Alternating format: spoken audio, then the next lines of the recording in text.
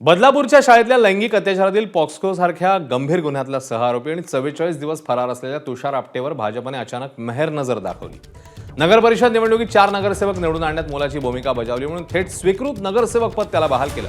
पण एका 6 आरोपीला भाजपने दिलेल्या सन्मानाने सर्व स्तरात संतापाची लाट उसळली।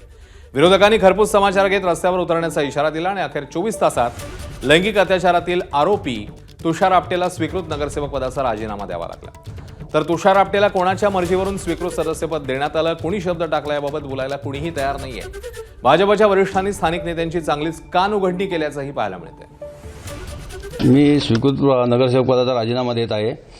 त्यात म्हणजे शाळेचा, आदर्श विद्यापीठ संस्थेचा आणि भारतीय जनता पार्टीचा त्यांना कुठल्याही प्रकारचा त्रास न होण्याकरता मी हा राजीनामा त्यांना देत आहे। मी माझा राजीनामा माझ्या स्वतःच्या मी देतोय, कारण याच्यामध्ये शाळेची आणि पक्षाची कुठल्याही प्रकारची बदनामी न होण्याकरता मी हे देत आहे।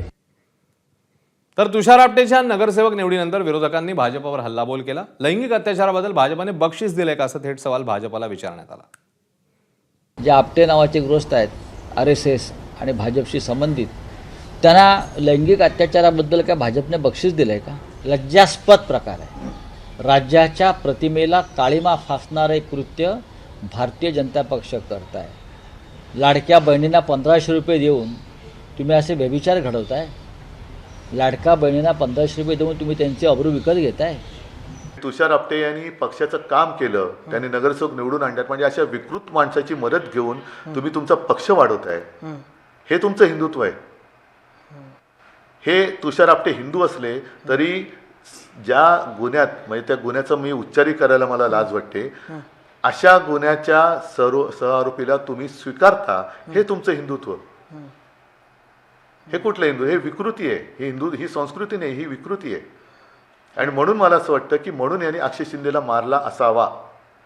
त्यावेळेला फरार लोक असतात आणि फरार असलेल्या व्यक्तीला मी त्या ठिकाणी स्वीकृत नगरसेवक करता येते, त्याची गोष्ट आहे। जर ते सत्य होते त्यांच्यामध्ये, त्यांनी काही केलं नव्हतं, त्यांनी समोर यायला पाहिजे होतं।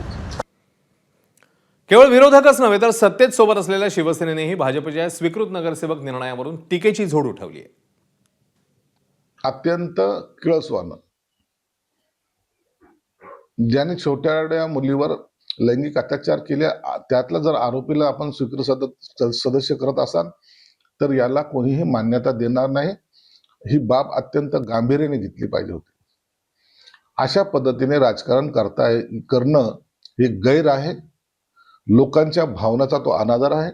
तो आरोप जर सिद्ध झाला तर त्याला भर चौकात त्याचं मुंडकं झाटून काली मातेला त्याचा बळी अर्पण केला पाहिजे। ABP माझा, उघडा डोळे बघा नीट।